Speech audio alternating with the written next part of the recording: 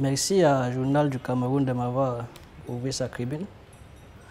De quoi est-ce qu'il s'agit? C'est vrai, nous avons dénoncé d'importants détournements de fonds publics. Alors, la Ligue camerounaise des droits de l'homme, de la démocratie, de la gouvernance, a effectué une mission de recoupage dans certains parcs à bois du département du Fouré. C'est dans la région du Sancre, ici à Yaoundé même. Alors, suite à une dénonciation d'arnaque des agents du ministère de la Forêt et de la Faune, il ressort de cette mission que le marché domestique du bois n'est pas réglementé et que l'essentiel du bois exporté dans les différents parcs ou alors unités de vente de cette transformation provient essentiellement de l'exploitation illicite. Illicite et je voudrais dire des pays des forêts du pays. Donc, par ailleurs, ces bois font l'objet d'une taxe appelée frais de martelage. Donc, une sorte de marteau qu'on mettrait, n'est-ce pas, l'accent, ou alors qu'on imprimerait sur des grumes. Donc, c'est ça qu'on appelle pièces. Lorsqu'ils martèlent donc sur ces grumes, on paye 100 francs. Et ces 100 francs, on ne les reverse pas dans les caisses publiques. Cela profiterait essentiellement aux agents du MINFOF. Donc c'est de cela que nous étions en train de dénoncer. Et on peut dire, bon voilà ça l'essentiel de la note numéro 2700, signée le 19 février dernier, agressée au MINFOF par le président de la CONAC. Voilà l'essentiel.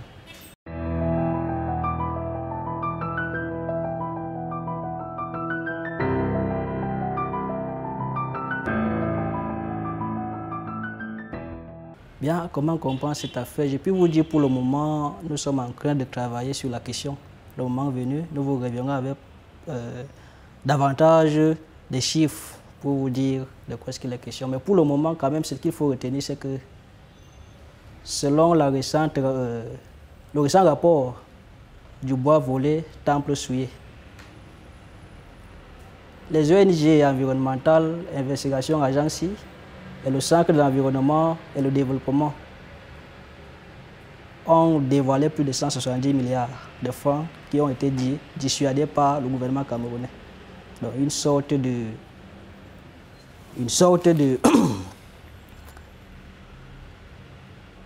ont été dissuadés en que, j'étais en que dit 2016 et 2020 entre le gouvernement camerounais et ceux du Vietnam. Donc, le rapport indique que 132 000 mètres cubes de grumes ont été, je dirais, faussés par l'État du Cameroun en faveur de l'État vietnamien.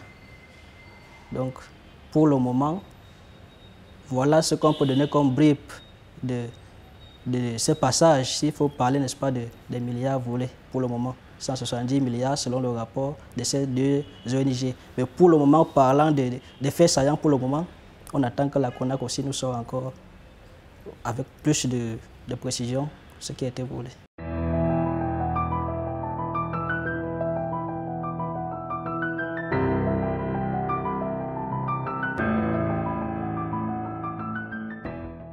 Oui, dans la théorie, elle peut le permettre, mais nous sommes au Cameroun. Vous savez, il y a quelques jours, Mokobe Sone, premier président de la Haute Cour, a dit qu'au Cameroun, les décisions de justice ne sont appliquées par personne. Quelques personnes à prix d'argent ont acheté la justice, ce qui fragilise les institutions. Donc, s'il faut aller dans ce sens, on dirait les plus forts ont fait de la justice leur marchepied. Donc, au regard de cela, on ne pourrait pas dire que une sorte de code des impôts peut permettre à ce que l'on retrouve les recettes, non? Ça, c'est ce qu'on appelle, on pourrait dire ça quoi? Une sorte de pour-aller. Oui, une sorte de pour-aller. Alors, vous faites encore confiance à la réglementation de ces pays, vous, Émile? Je vous poserai la question.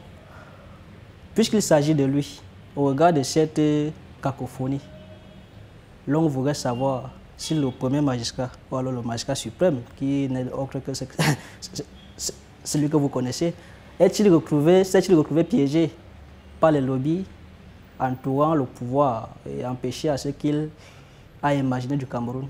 C'est la question que l'on se pose. Ou est-ce qu'il est déjà devenu victime de ces ennemis-là qui l'entourent, l'empêchant à faire la volonté qu'il a eu à dire quand lui-même arrivé au pouvoir en 82? C'est ça la question que l'on se pose maintenant. Mais je crois que pour répondre à ces questions, il est facile d'aller dans le sens que Paul Biya lui-même avait dit. Paul Biya était un brouilleur de cartes. Donc, quand il veut, il peut arranger. S'il ne veut pas, il ne peut pas arranger. Mais au regard donc de, s'il faut parler de la performance, de la compétitivité, et je dirais comment concrétiser la SND Grant mise en place il y a quelques jours, Paul Biya est le seul à appliquer la réglementation dans ces pays.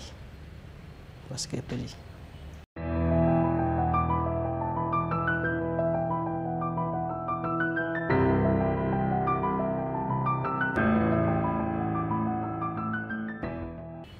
La même question, je me la pose.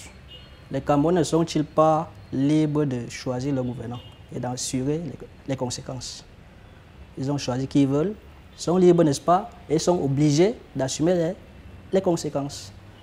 Alors, quand j'ai fini de dire ça, vous savez, Émile, ce régime, à la fois autoritaire, laxiste, a peu à peu fait du Cameroun un gros des pays. Cela n'est pas à discuter. Donc, selon les observateurs, tels que le politique, à qui nous côtoyons à tout moment, l'actuel président, arrivé au pouvoir en 82, comme je l'ai dit d'ailleurs, s'est battu bec et ongle à amener ce pays vers le bas de l'échelle de classement économique et social. Donc, tout en conservant et en accentuant les principaux traits de décédé régime, c'est-à-dire l'ancien président, Biya en a introduit d'autres, de graves tendances à l'incurie, à l'inertie et à la criminalisation, à travers ce que nous sommes en train de parler, la corruption. C'est-à-dire comment nourrir la corruption. Alors, Émile, l'ensemble de tout ce que j'étais en train de dire a abouti à un système largement improductif et paradoxal.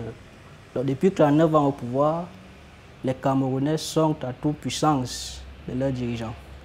Les dirigeants marchent comme s'ils étaient des Jésus. Je parle là des ministres. Ministres comme serviteurs, ministres pas comme gouvernants, pas comme, je dirais, dirigeants, mais comme serviteurs. Ils marchent à la toute puissance. Et en se donnant, n'est-ce pas, les moyens de se maintenir au pouvoir sans pour autant gouverner tel que voulu par leur président. Donc, s'il faut répondre, si les Camerounais sont obligés de vivre dans la corruption, je peux rejoindre, n'est-ce pas, l'idée du colonel Émile Joël Banqui qui dit qu'il faut couper simplement la tête de la corruption. Voilà, c'est tout ce que je peux dire.